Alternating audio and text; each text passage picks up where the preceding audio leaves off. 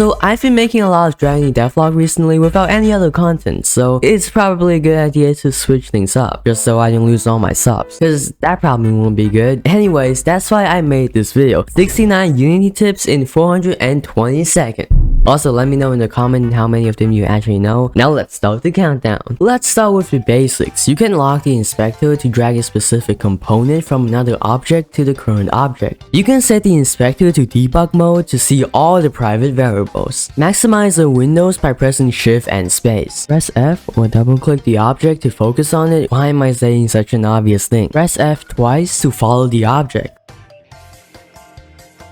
Change the game view aspect ratio from 3 aspect to 16:9 or the aspect ratio of your game, especially for 2D games. Change the tool handle position and rotation to move and rotate the object the desired way. I switch them around all the time. Use Ctrl Shift F to align the camera view with the scene view. Change the snap settings when moving objects. You can always make bad games.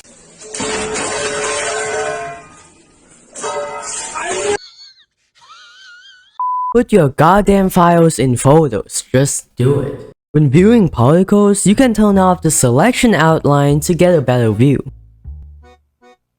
You can turn scene effect on and off to see something different. Use the Unity LTS version. Seriously, don't use HDRP unless you're making a high definition game, cause HDRP takes a lot more time and effort to set up than URP, cause it got a lot of settings and features. And don't use HDRP if you're making a 2D game, just don't. And no, I don't hate HDRP. Change the play mode tint color to better identify whether the game is running or not. Use Unity Dark Theme.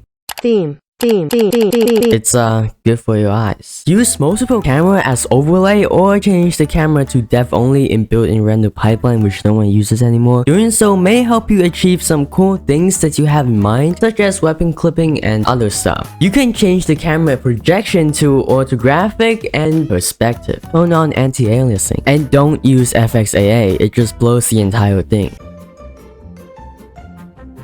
If you want to apply image effect to your UI, use screen space camera.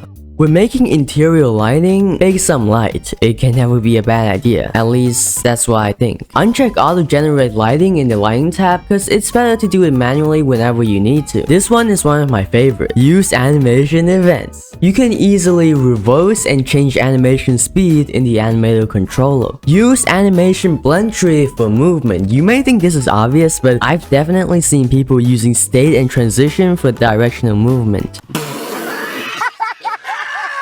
And use simple directional for 2D and freeform directional for 3D. Unity is taking a long time to load and you think it's because of all the messy code you wrote and all the assets you've downloaded? Don't you worry, but it's not your problem. It's Unity's problem. The loading time became really long almost for everyone. Don't be afraid to use assets instead of making everything on your own. When you have a lot of actions and animation transitioning, it's better to just call the animations with play or crossfade and transition back with extra time instead of using a lot of transition noodles. Trust me, you're gonna see animating in a complete different view if you do this correctly. You can use layers just as override in the animator just to keep things clean.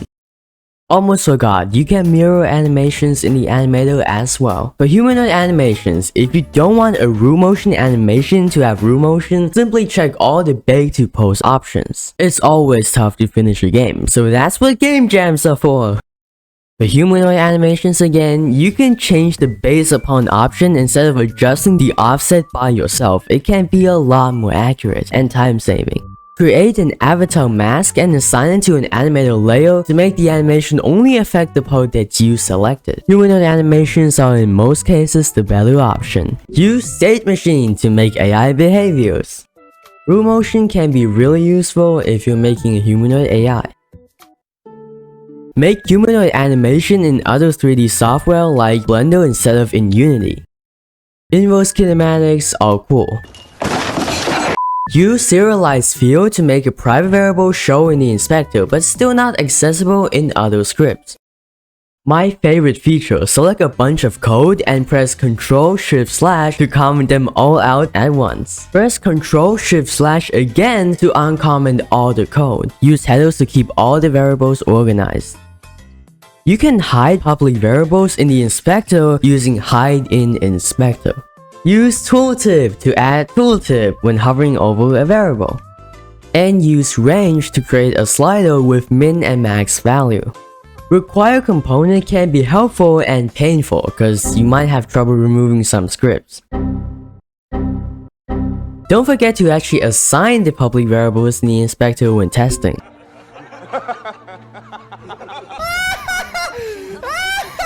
Always separate codes with functions to keep everything clean. Use regions to keep your code organized. Press Alt to move a line of code up and down. Press Ctrl D to duplicate a line of code. To check if a parent function actually has something in it, just right-click and click on Go to Definition. Scriptable object is a good way to make lots of varieties of the same type of object.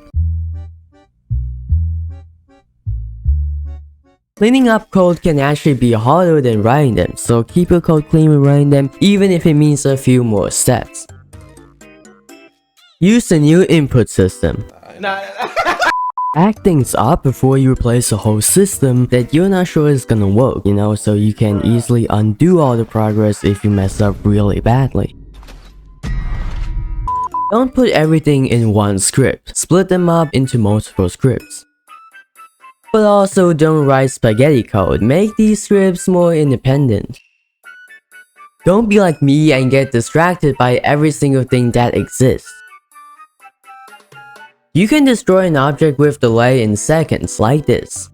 In some cases, it's better to use coroutines instead of a timer. I made that mistake when I was making red light green light. Bad games are good. I'm about to end this man's whole career. Boom, bam, bop, bada bop, boom, pow. And last and definitely not least, subscribe to my channel. Tell them to bring me my money. And that's our 69 tips in 420 seconds. I hope you enjoyed this video. I know I did. And don't forget to subscribe and like this video. Goodbye.